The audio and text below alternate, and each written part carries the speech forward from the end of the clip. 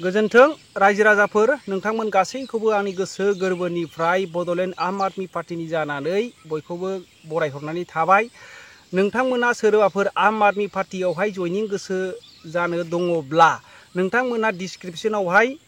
नुनो मोनगोन। बेयाव वाट्सएप नाम्बाराव नोंथाङा बबे कन्स्टिट्युशननि बबे डिस्ट्रिक्टनि गासैबो एड्रेसखौहाय नोंथांमोना बे वाट्सएपआवहाय हरनो हागोन।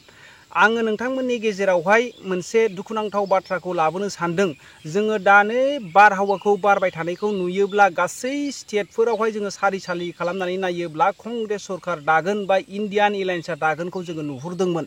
नाथाय दुखुनांथाव बाथ्रा गासै निउसफोराव जोङो दा नायनानै नुदोंब्ला 1 करोड़ 7 लाखनिबो बारा भटखौ बिथांमोनहा सासे केन्डिडेटआव 28,000निबो बारा भटखौहाय बिथांमोनहा बारायखुमाबानानै दोनबाय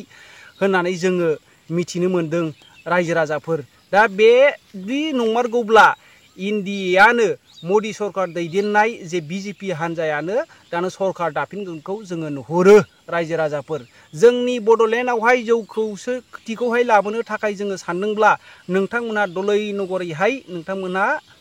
आम आदमी पार्टीयाव जयनिं जादो। जाययानाखि जे फुटफुलियाव दङ नोंथांमोना बे फुटफुलियावनो थानो मोनगोन। आङो दिनै जोंनि 2024 मायथाइ लकसभा क'क्राझार इस्ट कन्स्टिट्युशनाव सोर सोर दाराया 12 जन दङ। बे 12 जननि गेजेराव सोर सोर बिसिबां धनी आरो सोर सोर मा क्रिमिनेल केस दङ आरो बिसिबां फरायनाय बिसिबां लिबिलिटिस दङ बिसिबां धनी बेखौ आं नोंथांमोननि गेजेरावहाय बोफ्रुसार होनो थाखाय थामथिम जाबाय। बेखौ नोंथांमोनहाबो नायनो हागोन। माइ नेता गुगोलावहाय रिसार्च खालामनानै नाय। माइ नेता होदो, आसाम स्टेट होदो, क'क्राझार होदो, अब्लानो नोंथांमोना फारि फारि 2024नि केन्डिडेटफोरा सोर मा लिस्टआव दङ केटेगरियाव दङ नोंथांमोना नुनो मोनगोन। सेथियावनो नोंथांमोना नुनो मोनगोन इन्डिपेन्डेन्ट हिसाबै बिथाङा जेबो क्रिमिनेल केस गैया, ग्रेजुवेट 54 बैसोनि, बिथाङा 57 लाखनिबो बारा धनी आरो बिथाङा 10.5 लाखनिबो बारा लन लिबिलिटिस गोनां मानसि। बिनिता देखा जिएसपिनि, बिथाङा क्रिमिनेल केस गैया, बिथाङाबो ग्रेजुवेट 38 बोसोरनि, बिथाङा 92 लाखनिबो बारा माहाजोन आरो बिथाङा जेबो लन आरो लिबिलिटिसफोर गैया। आरो गर्जन मोसाहारी इन्डियान नेशनेल कंग्रेस, बिथाङा जेबो क्रिमिनेल केस गैया। बयनिख्रुइ खमसिन फरायनाय होनोब्ला गर्जन मोसाहारी बिथाङानो 12 पासल' बिथाङा 49 बैसोनि आरो बिथाङा 18.5 लाखनि माहाजन आरो बिथाङा जेबो लिबिलिटिस लन सन होनांगौ गैया।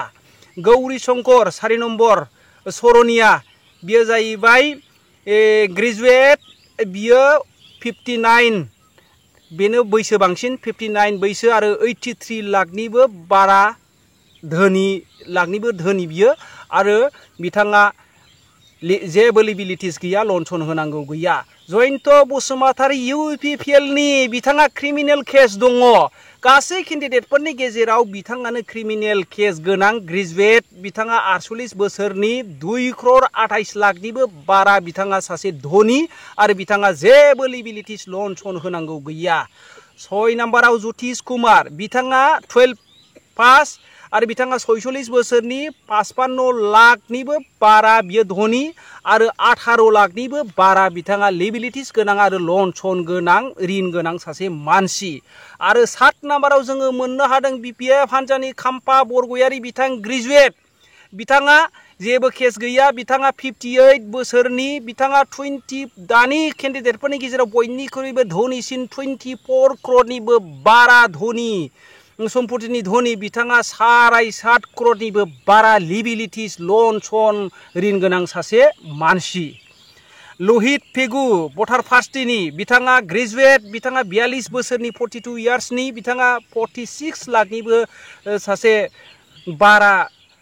सम्पति गोनां सासे माहाजोन। आरो पंकज इस्लारि, बिथां इन्डिपेन्डेन्स, बिथाङा ग्रेजुवेट 58 बोसोर, बिथाङा 60 लाखनिबो बारा सम्पति गोनां माहाजोन, बिथाङा जेबो लिबिलिटिस गैया, लन सन गैया। पृथ्वी राज नारायण देब मेस, बिथाङा इन्डिपेन्डेन्स, ग्रेजुवेट 26 बोसोर, दानि केन्डिडेटफोरनि गेजेराव सबसे गोरलैसिन केन्डिडेट होनोब्ला नैबे पृथ्वी राज नारायण डेप मेचखौनो जोङो मोननो हायो बिथाङा 46 लाखनिबो बारा सासे धोनि आरो बिथाङा 12 लाखनिबो बारा ऋण गोनां सासे लन सन गोनां सासे बियो लिबिलिटिस गोनां मानसि रन्जय कुमार ब्रह्म बिथां पोस्ट ग्रेजुएट बिथाङा दानि केन्डिडेटफोरनि गेजेराव 2024 मायथाइनि सासे केन्डिडेटनि गेजेराव बिथाङानो बयनिख्रुइबो गोरोंसिन आरो बयनिख्रुइबो साबसिन बा एमए पास होननानै जोङो मिथिनो मोनबाय बिथाङा 30,000ल' बिथांनि सम्पथिया बिथाङा जेबो लन सन जेबो बिथाङा लिबिलिटिस गोनां नङा आरो प्रितिना राभा बिथाङा 12 पास आरो बिथाङा 30 बोसोर बिथाङा 25,021 थाखा माबानि सासे धोनि बियो बेनो सबसे खमसिन धोनिखौ जोङो नुदों बिथाङा 25,000 बोसोरल' 25,000 मानि सासे बियो धोनिल' आरो बे गासै केन्डिडेटफोरनि गेजेराव सबसे धोनिसिन होननानै जोङो नुनो मोनबाय बिपिएफ हानजानि एक्स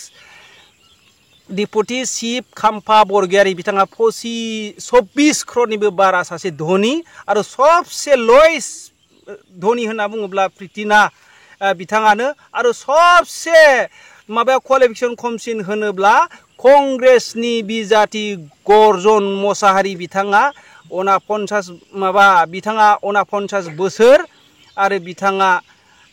12 पासल' होननानै जोङो मिथिनो मोनबाय आरो सबसे गाज्रिसिन केस गोनां मानसि होननानै जोङो मोनबाय दाहा इउपिपिएल हानजानि बिजेपि हानजानि केन्डिडेट जयन्त बसुमतारीखौ रायजो राजाफोर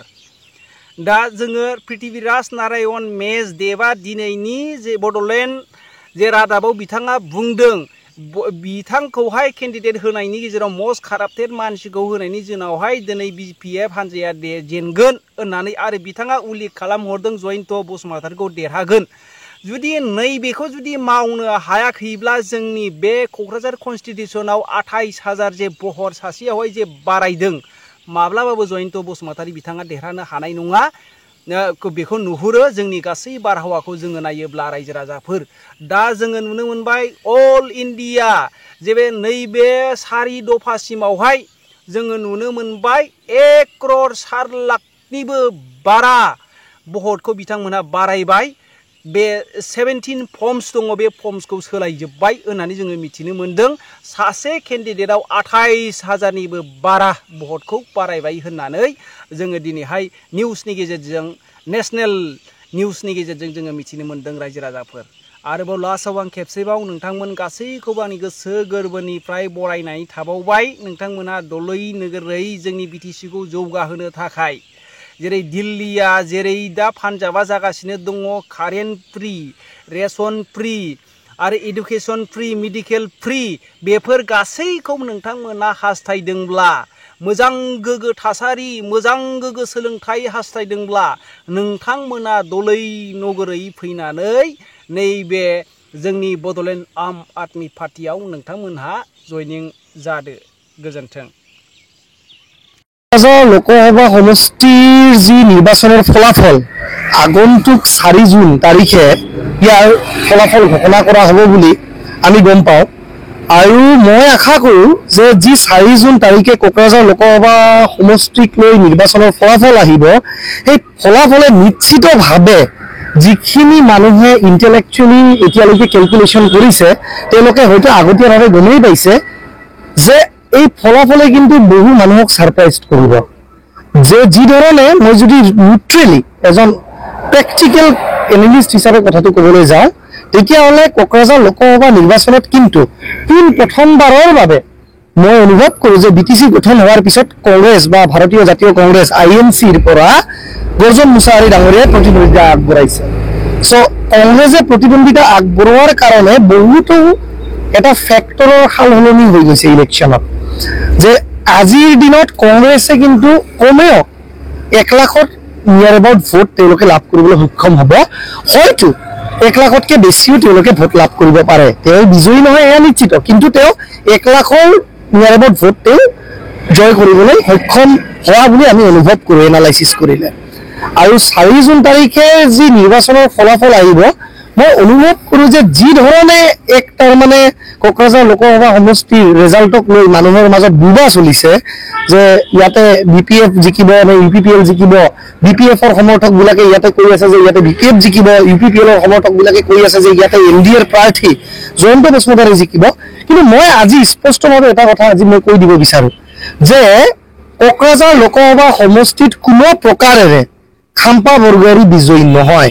মোৰ কথাখিনি স্পষ্টভাৱে মনত ৰাখক, কোকৰাঝাৰ লোকসভা সমষ্টিত কোনো প্ৰকাৰেৰে খাম্পা বৰগোহাঁই ডাঙৰীয়া ইয়াত বিজয়ী নহয়। হয়, ইয়াতে যদি BPFৰ অন্য প্ৰাৰ্থী থাকিলহেঁতেন, মই ইয়াতে কাৰো নাম ধৰি ক'ব বিচৰা নাই, হয়তো ৰবিৰাম নাৰ্জাৰী হ'ব পাৰে, হয়তো দেৰহাছাদ বসুমতাৰী ডাঙৰীয়া হ'ব পাৰে, হয়তো প্ৰবীণ বড়ো ডাঙৰীয়া হ'ব পাৰিলহেঁতেন, হয়তো হাগ্ৰামা মহিলাৰী ডাঙৰীয়া নিজে হ'ব পাৰিলহেঁতেন, বা হাগ্ৰামা মহিলাৰী ডাঙৰীয়াৰ সহধৰ্মিনী চেউলি ব্ৰহ্ম মহিলাৰী ডাঙৰীয়নীও হ'ব পাৰিলহেঁতেন। অন্যান্য যদি কোনোবা এজন ইয়াতে যোগ্য প্ৰাৰ্থী থাকিলহেঁতেন, মই অনুভৱ কৰোঁ কোকৰাঝাৰ লোকসভা সমষ্টিত 2024 চনত BPFৰ ৰণধ্বজা উৰাটো খাটাং আৰু অতিকৈ নিশ্চিত আছিলে। কিন্তু হাগ্ৰামা মহিলাৰী ডাঙৰীয়াই খাম্পা বৰগোহাঁই ডাঙৰীয়াক প্ৰাৰ্থিত্ব প্ৰদান কৰি BPFে নিজৰ ভৰিত নিজে কুঠাৰ মাৰি ল'লে। কুঠাৰ মাৰি লৈ আজিৰ দিনত য'ত নেকি কোকৰাঝাৰ লোকসভা সমষ্টিত BPFে 100% বিজয়ী হোৱাটো একদম অবিচ্ছন্দি আছিলে, কিন্তু খাম্পা বৰগোহাঁইক কেণ্ডিডেট দিয়াৰ কাৰণেই বহু BPFৰ মানুহেও কিন্তু একমাত্ৰ খাম্পা বৰগোহাঁইক ব্যক্তি হিচাপে বেয়া পায়, বা কিছুমান পাৰ্চনেল কেৰেক্টাৰবিলাক এনালাইচিছ কৰি, মই ভাল বেয়াটো ক'ব নাযাওঁ, পাৰ্চনেল কেৰেক্টাৰবিলাক এনালাইচিছ কৰি কিন্তু বহুত BPFৰ মানুহে BPFৰ কেণ্ডিডেটজন বেয়া কাৰণে ভোট দিয়া নাই। তেওঁলোকে হয়তো নটাত মাৰিছে, হয়তো তেওঁলোকে অটত মাৰিছে, হয়তো তেওঁলোকে ট্ৰেক্টৰৰ ছবিত ভোট দিছে, কিন্তু তেওঁলোকে নাঙলৰ ছবিত দিয়া নাই, কাৰণ কেণ্ডিডেটটো খাম্পা বৰগোহাঁই। তো মই এয়া স্পষ্টভাৱে আজি ভৱিষ্যতবাণী কৰিছোঁ, যি ধৰণে মই কোকৰাঝাৰ লোকসভা সমষ্টিত ৰাজু নাৰ্জাৰী ডাঙৰীয়াই UPPL দলৰ পৰা টিকেট নাপায় বুলি মই এসময়ত 6 মাহ আগতে প্ৰেছ মিট দি কৈছিলোঁ।